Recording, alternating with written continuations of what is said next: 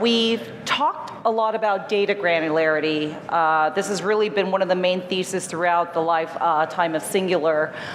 But achieving data granularity is not easy. It's one of the reasons why we're in business.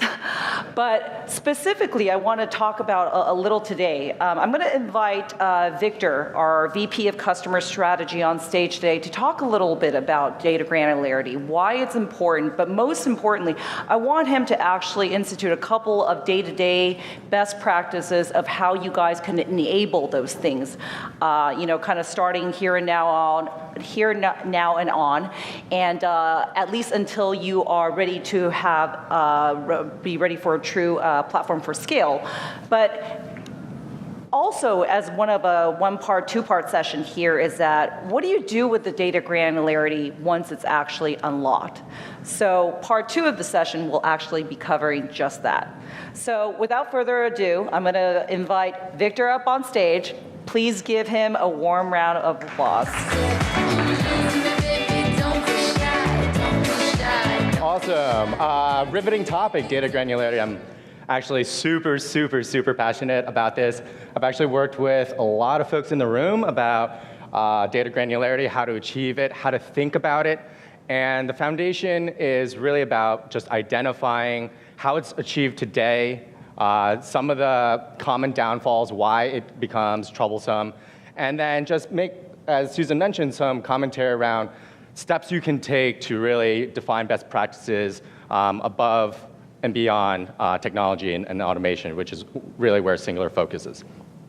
And then following the session, just continuing on the theme of how to make things actionable. It's about bringing a lovely panel up onto stage and really just discussing and going in deep on what are you guys doing today with data granularity? What levels are you optimizing against? So we'll jump right into it. Awesome. So we'll start with a high-level definition of granularity. It's really important to understand that granularity exists on three different planes. We're talking about granular marketing data.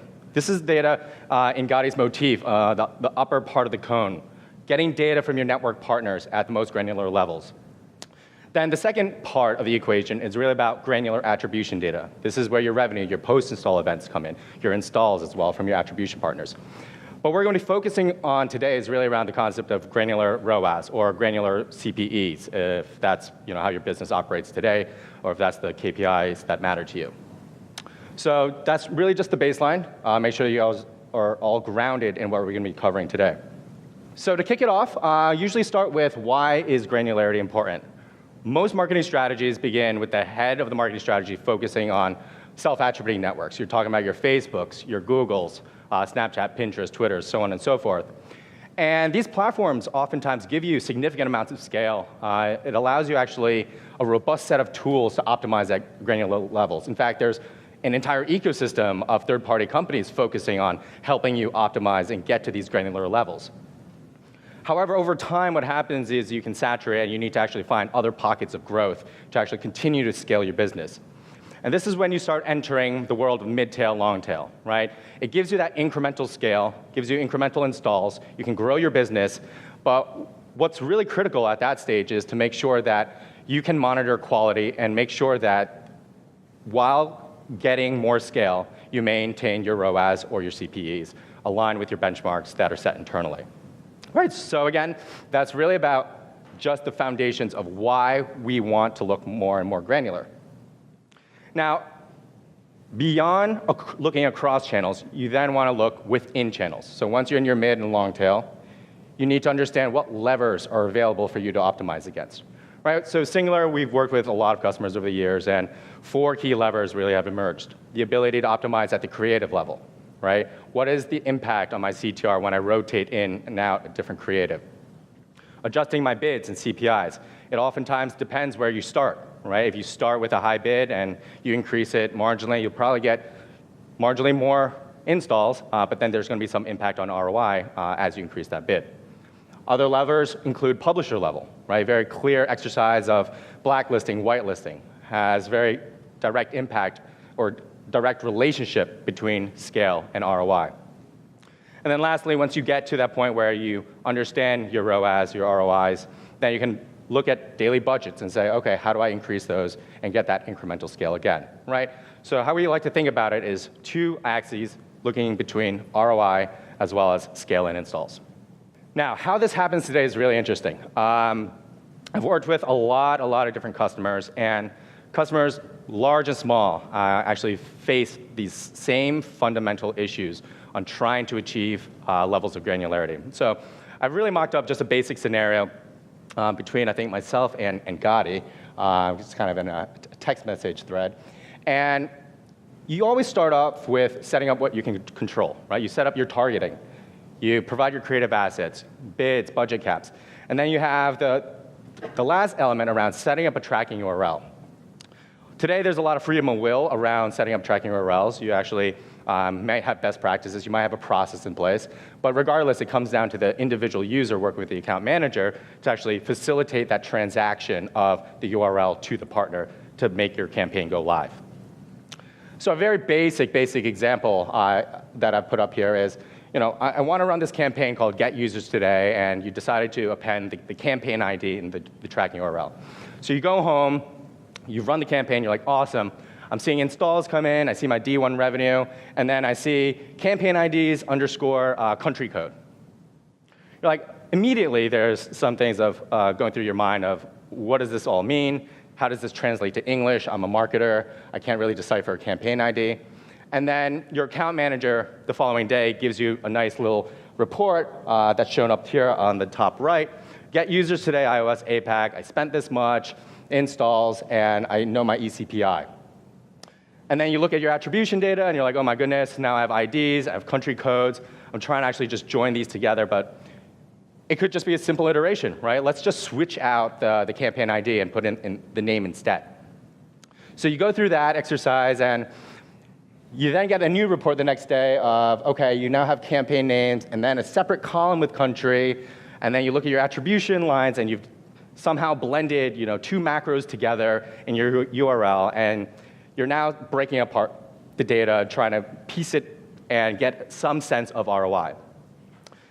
And throughout the entire thread, you're never really focusing on performance, right? The account manager with your network is trying to really help you scale the business, get you those installs that you need to get to the next level. And you're focused right now on cobbling pieces together. And that's not even including that the BI team now has a couple days worth of data that's more or less useless, right? It's not joining together. And the beginning of the campaign when you're kicking off is just, you're not going to have that level of insight.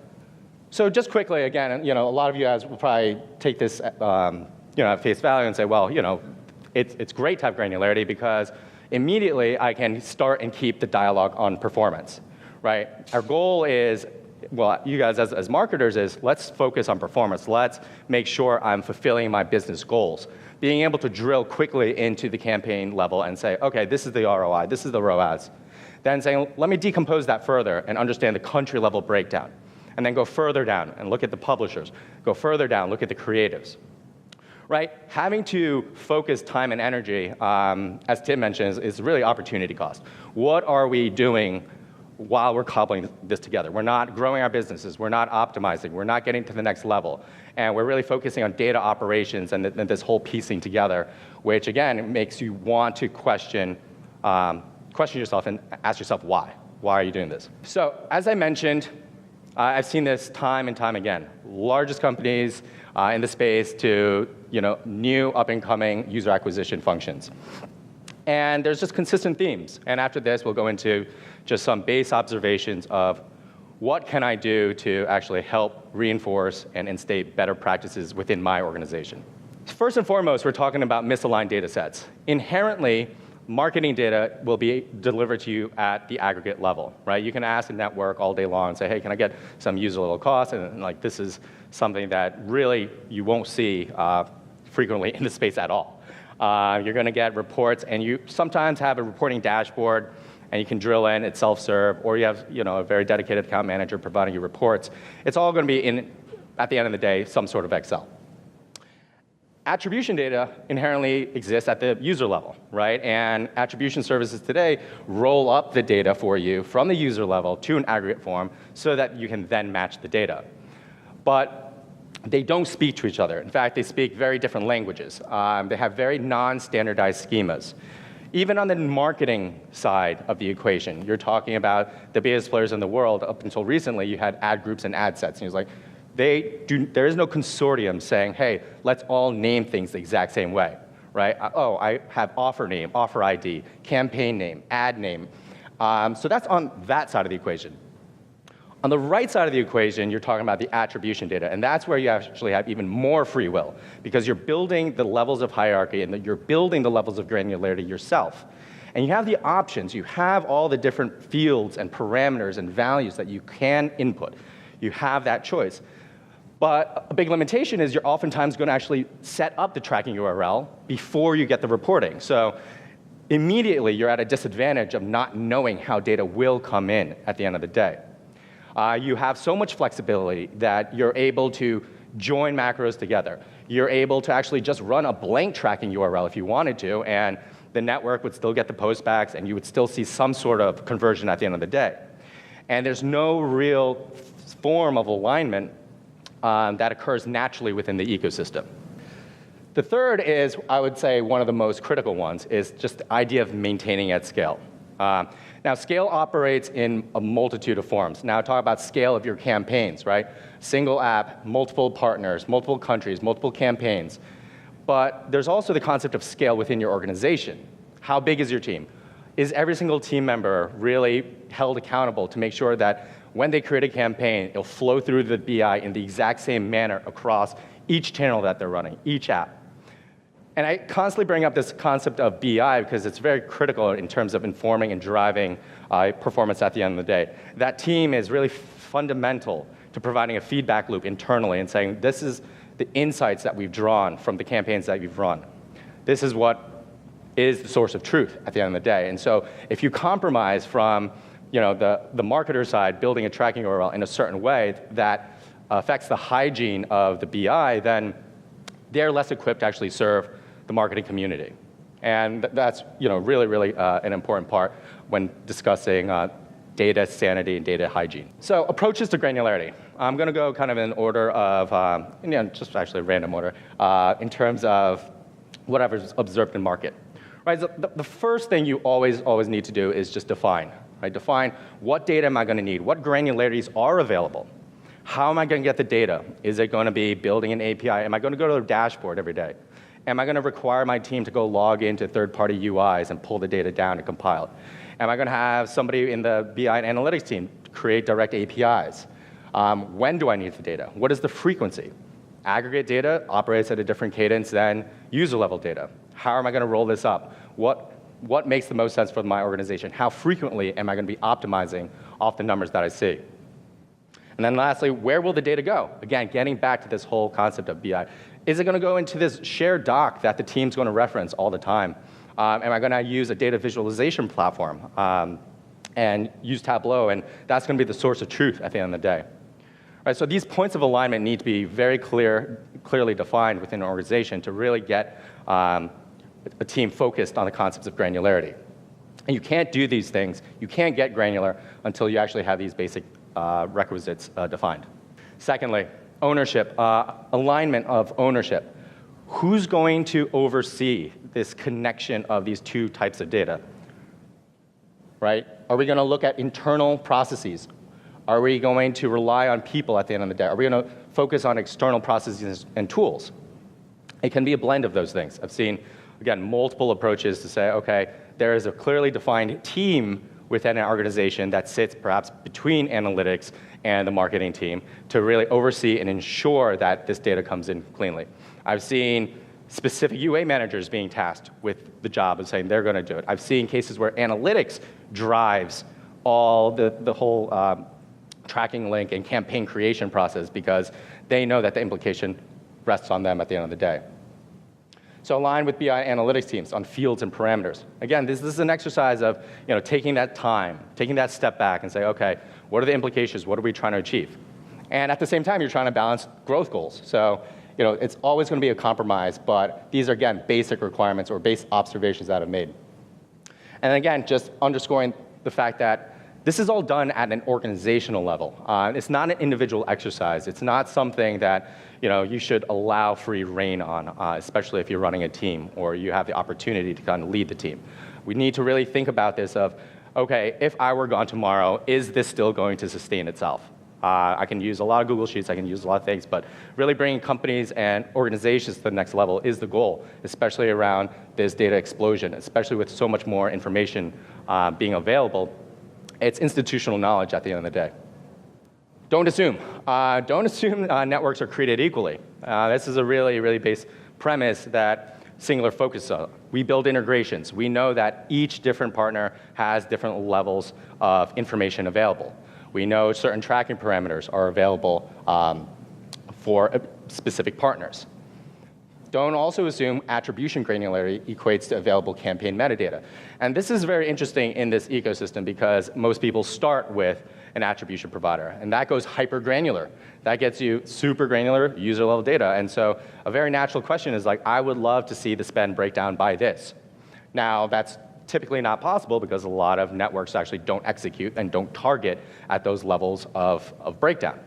So always have that conversation. Make sure that you're very diligent working with your partners and saying, this is the expectation I have, can you deliver? If the answer is no, then you need to understand, like, can we work together in this respect? Because you might not have a level of granularity my organization actually requires at the end of the day. And we'll actually get into that during the panel as well later today. And the last is really enabling yourself with technology. Intelligent tracking templates, right? These are going to be informed by campaign metadata for the perfect pairing of both intent and outcome. I always look at these two things as intent and outcome, and making sure that you have a diligent way, or you're supported by a diligent partner that focuses on a way to make it scalable so that you'd actually have to think about that. And that brings us to what Singular really strives to do at the end of the day is forget the whole need to manually do this on a case-by-case basis and really think about methods to automate in the interest of scale. And I tie it back to scale because at the end of the day, people come and go, processes can change, and having a dedicated partner around governance, or whether it's an internal or external partner around governance, is really critical to ensure that your company can get to the next level of its user acquisition plans.